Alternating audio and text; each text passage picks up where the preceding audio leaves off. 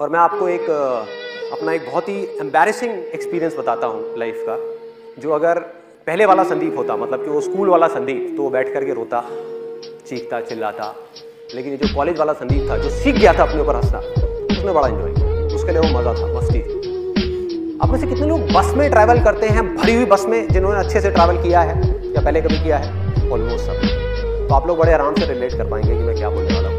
मैं कॉलेज से अपने घर आ रहा था एक बस के अंदर, और वो बस पूरी खचाखच भरी हुई थी। और बस में ट्रैवल करने की मेरे को सबसे ख़राब चीज़ ये लगती है कि उसमें जब बस पूरी तरह से भरी होती है तो सबके हाथ ऐसे होते हैं, और ज़्यादातर लोगों ने डिओड्रेंट नहीं लगाया होता। आप लोगों ने शायद ये प्रॉब्लम फेस करी होगी। तो हुआ क्या कि मैं ऐसी बस में ट्रैवल कर रहा, बस पूरी भरी हुई, और मुझे एक बड़ी अच्छी खुशबू आई, मतलब कमाल के एक परफ्यूम की खुशबू। और मैंने कहा यार ये क्या है, जहन्नुम में जन्नत दिख रही है, क्या है ये? मैं मतलब उसमें खो गया उस खुशबू में। और मैंने अपने दोनों तरफ देखा, मैंने कहा ये कहाँ से आ रही है? तो मैंने पहले इधर देखा, इधर से नहीं थी। उधर देखा तो मेरे पीछे लेफ्ट साइड में एक लड़की खड़ी हुई थी, और उसने परफ्यूम लगाया। लड़की के नाम पे वो करने वाली बात। और जैसे मेरी नजर पड़ी कि ये इस लड़की में से ये परफ्यूम की खुशबू आ रही है, तो मेरे फेस पे हल्की सी स्माइल आई। और ये स्माइल उस लड़की को देख करके नहीं आई थी, क्योंकि आप लोगों को बैकग्राउंड पता है, उसको नहीं पता था। ये स्माइल आई थी उसके परफ्यूम की वजह से। तो मैंने देखा और मैंने कहा कितना अच्छा परफ्यूम है। तो हल्की सी स्माइल आई, लेकिन उस लड़की को ये डाउट हो गया कि मैं उसको छेड़ रहा हूँ, उस पर लाइन मार रहा हूँ। और वो बिल्कुल गुस्से से मेरे को घूरने लग गई, मतलब उसने गुस्से वाली मेरे को लुक दी, और मैंने फटाफट से अपना मुंह नीचे कर लिया। मैंने कहा भाई पिटना नहीं है तो मुंह नीचे कर लो, भीड़ यहाँ पे बहुत है, बहुत मारेंगे सब मिल करके। तो मैं अपना आराम से ऐसे ही खड़ा हुआ। उसके 10-15 मिनट बाद में गर्मी बहुत ज़्यादा थी, गर्मियों का टाइम था, और मेरे फेस पे पसीना आया। तो मैंने क्या किया, अपनी जेब में हाथ डाला, रुमाल निकाला। अब ध्यान से देखो मेरा हाथ कैसा है, क्योंकि मैं आपको बता चुका हूँ कि मेरी उंगली मुड़ती नहीं है। तो मैं गया, मैंने जा करके अपनी जेब में हाथ डाला, रुमाल निकाला, और जब रुमाल निकाल रहा था तो वो उंगली जा करके उस लड़की के पैर पे टच हो गई।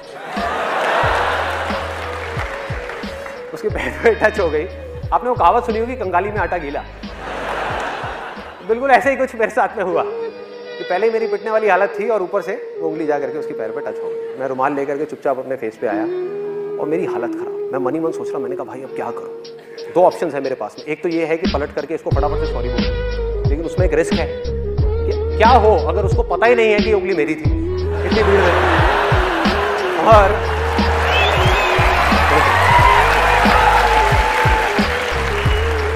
और मैंने बोला तो जबरदस्ती पिटने वाला सीन क्रिएट हो जाएगा। वो कहेगी अच्छा मेरे को उंगली मारी, तूने मारी? मैंने कहा भाई, तो मैं दूसरा ऑप्शन मेरे पास में ये था कि मैं चुप रहूं, आराम से देखता रहूं, मुंह नीचे करके ऐसे रिएक्ट करूं जैसे कुछ हुआ ही नहीं है। तो मैं सोच ही रहा था इन दोनों ऑप्शन में से मैं कौन सा चूज करूं। इतनी देर में मेरे यहाँ पर राइट साइड में पीछे से किसी का हाथ आया, मतलब तगड़ा सनी देओल का हाथ है ना, 2.5 किलो का हाथ, वो आया यहाँ पे, थड़ थड़ थड़ ऐसे करके, ओए पीछे से आवाज, ओए। मैंने पीछे पलट दिया, और उस लड़की के साथ में एक लड़का खड़ा हुआ था, बॉडी बिल्डर टाइप का। अभी मुझे याद है उसने ब्लड रेड कलर की टाइट फिट टी शर्ट पहनी हुई थी, और उसके जो डोले थे, मतलब कि उसकी बाइसेप्स, वो ऑलमोस्ट उस टी शर्ट को फाड़ने वाली थी। इतना तगड़ा बंदा वहाँ पे पीछे खड़ा हुआ था। उसकी हाइट होगी करीब 6-6.25 फीट। तो मैंने उसको पलट करके देखा, और पलटते ही अब मेरे को समझ ही नहीं आया मैं क्या बोलूँ। अब बहुत देर हो चुकी, अब सॉरी बोलने वाली स्टेज जा चुकी थी। मैंने कहा हाँ जी। बस मेरा ये बोलने की देर थी, लड़की का गुस्सा और बढ़ गया, कहती हाँ जी, मैं तुझे बताऊँ हाँ जी। एक तो मुझे पहले देख करके हंसता है, उसके बाद में टच करता है, और फिर पलट करके कहता है हाँ जी। तो उल्टा पड़ गया मेरे ऊपर, मतलब जैसे मैंने उसको बोला। फिर मैंने उसको समझाया, मैंने कहा जी I am very very sorry. अब मैं आपको किस तरीके से समझाऊँ? आप देखो ये जो मेरी 2 उंगलियां हैं, आप देखो इन दोनों की शेप्स में आपको साफ फर्क पता लग जाएगा। मेरी जो उंगली है मुड़ती नहीं है, मैंने जानबूझ करके नहीं किया, गलती से हो गया है। तो उसके बाद में उस लड़के ने बड़ा कमाल का डायलॉग बोला, जो उसके साथ में था, मुझे नहीं पता वो उसका क्या था, बट उसने बड़ा सही डायलॉग बोला। कहता ओ हीरो। मैं कहा हाँ जी। और क्या बोलूँ? कहा हाँ जी। कहता है मेरा हाथ दिख रहा है, ये भी अगर एक बार पढ़ना शुरू हो जाए ना तो रुकता नहीं है, जैसे तेरी उंगली मुड़ती नहीं है। तो मैंने कहा भाई आज तो तू गया, आज तो पिटाई होनी पक्की है।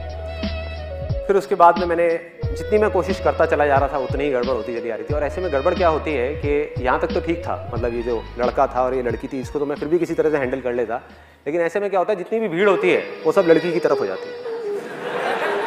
उनको ये लगता है कि सारे लड़के ही बुरे हैं और कोई समझने को तैयार नहीं, मतलब किसी को पता ही नहीं कि हुआ क्या है। और वहाँ पर पीछे एक मूंछों वाले अंकल खड़े थे, वो बोलते कहते ओए शर्म नहीं आती तेरे को, तू लड़की को छेड़ता है, भरी बस में लड़की को छेड़ रहा है। मैं पलटा, मैंने उनके हाथ जोड़े, मैं कहा अंकल जी आज तक मैंने अपनी गर्लफ्रेंड को नहीं छेड़ा, मैं इनकी गर्लफ्रेंड को क्या छेड़ा। मतलब मैं समझाने की कोशिश कर रहा हूँ, मैंने कहा एक बार देखो तो सही, देखो तो सही। कहते गंदे गंदे इशारे करता है, तो चल साइड हो चल। मतलब कोई भी अपनी वाइफ की फ्रस्ट्रेशन, अपनी जॉब की फ्रस्ट्रेशन आकर के मेरे पे निकाल रहे, आकर के ले ले धक्के धक्के देते देते। तो कब मुझे धक्के पड़े और कब मैं बस के आगे तक पहुंचा, कब कंडक्टर ने बस रोकी और मैं बस से उतरा, मुझे पता ही नहीं लगा। सब कुछ अपने आप हो गया। धक्के खाते खाते खाते खाते बीच रास्ते में मुझे बस से निकाल दिया। इनफैक्ट मेरा जो कॉलेज का बैग था वो भी बस में रह गया। और मैं उतरा और उतर करके, अगर वो पहले वाला संदीप होता, वो स्कूल टाइम वाला, तो वो क्या करता? वो रोता, वो जा करके भगवान को बोलता, हे भगवान तूने मेरे साथ में क्या किया, मेरी तो कोई गलती भी नहीं थी, ऐसे पिट गया, ऐसे मेरे कपड़े फट गए, ऐसे ये सब हो गया। यही करता। और दूसरी चीज क्या करता, इस एक्सपीरियंस को, ये जो हुआ मेरे साथ में, इसको एक भयानक सपना समझ करके भूलने की कोशिश करता, तो भूल जाओ। और मजे की बात पता है क्या है, आप जितना भी किसी चीज को भूलने की कोशिश करते हो वो चीज उतनी ही याद आती है। वो है आप लोगों के साथ ऐसा? जितनी कोशिश करता वो अंदर ही अंदर मेरे रह जाता, मतलब बाहर नहीं आ पाता कभी। लेकिन ये था पहले वाला संदीप, मतलब कि वो स्कूल वाला संदीप जो अपने कॉलेज के फ्रेंड से नहीं मिला था, लेकिन वो मर चुका था। अब था ये कॉलेज वाला संदीप। मैंने क्या किया, वहाँ से उतरा, मैंने कहा यार बैग तो अंदर रह गया है, लेकिन दोबारा पिटने की मेरी हिम्मत नहीं थी। तो मैंने कहा दोबारा जाना तो बस के अंदर ठीक नहीं है। तो साइड में आया, वहाँ पर आ करके एक पानी की रेडी वाला खड़ा हुआ था, गर्मियों के अंदर वहाँ पे पानी की रेडी वाले खड़े होते हैं, उससे बढ़िया सा नींबू पानी बनवाया। नींबू पानी बनवा करके रोड के साइड में बैठा और हंसने लगा, अपने ऊपर ही हंसने लगा, मतलब अकेले में खुद का मजाक उड़ा रहा था। और बार बार सोच रहा, मैंने कहा यार मैंने सॉरी क्यों नहीं बोला। और अपने घर गया, वहाँ जा करके अपनी सिस्टर को एक किस्सा सुनाया। मैं कहा देख भाई मेरे साथ में ऐसी ऐसी चीज़ें हुई हैं। सिस्टर भी बहुत हंसी, कहती भैया तू तो बिल्कुल ही बेवकूफ़ है, बिल्कुल ही पागल है, कि क्या ज़रूरत थी ये सब करने की। मैंने कहा मैंने किया थोड़े, वैसे ही हो गया, तो मैं क्या करूँ।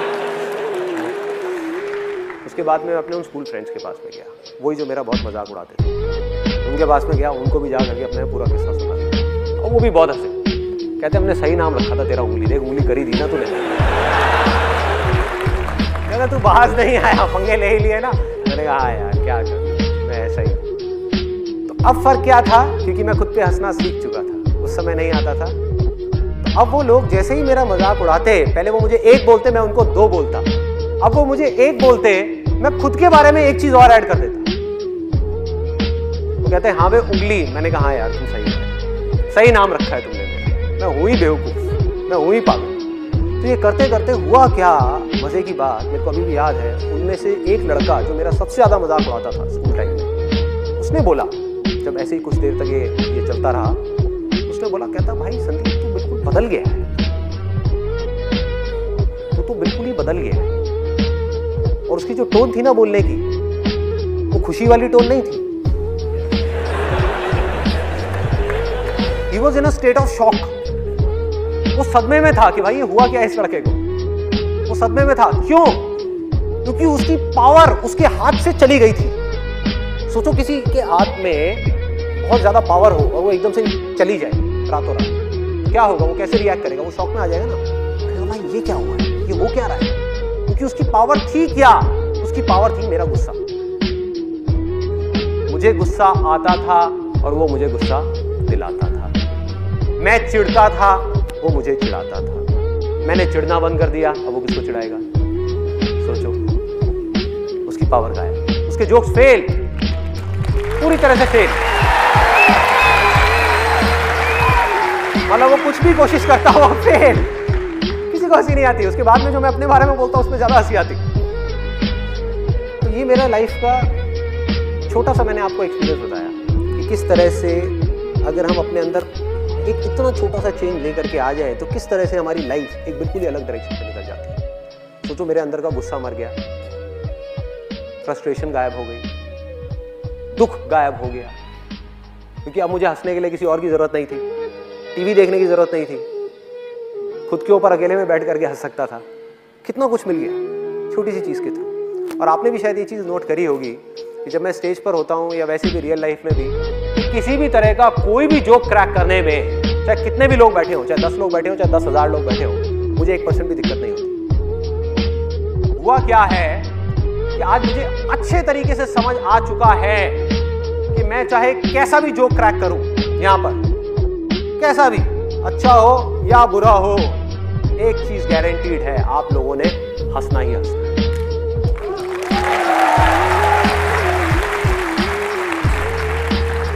हंसना ही हंसना है, गारंटीड हंसना है। और ये मेरा कोई ओवर कॉन्फिडेंस नहीं है जो किसी इमेजिनेशन के ऊपर बेस्ड है, ये मेरा कॉन्फिडेंस है जो रियलिटी के ऊपर बेस्ड है।